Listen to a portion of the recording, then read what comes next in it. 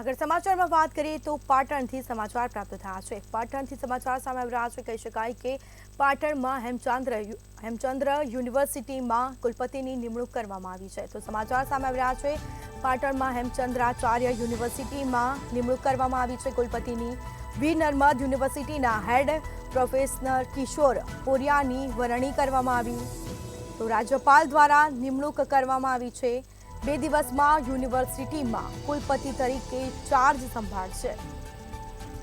તો સમાચાર પ્રાપ્ત થયા છે। પાટણમાં હેમચંદ્રાચાર્ય યુનિવર્સિટીમાં નવા કુલપતિની નિમણૂક કરવામાં આવી છે। તો રાજ્યપાલ દ્વારા નિમણૂક કરવામાં આવી હતી। 2 દિવસમાં યુનિવર્સિટીમાં કુલપતિ તરીકે તેઓ ચાર્જ સંભાળશે।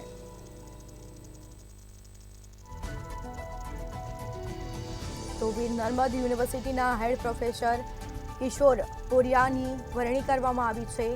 2 દિવસમાં તેઓ ચાર્જ સંભાળશે। યુનિવર્સિટીમાં કુલપતિ તરીકે રાજ્યપાલ દ્વારા તેઓની નિમણૂક કરવામાં આવી છે। તો સમાચાર સામે આવી રહ્યા છે। વીર નર્મદ યુનિવર્સિટીના હેડ પ્રોફેસર કિશોર પોરિયાની વરણી કરવામાં આવી।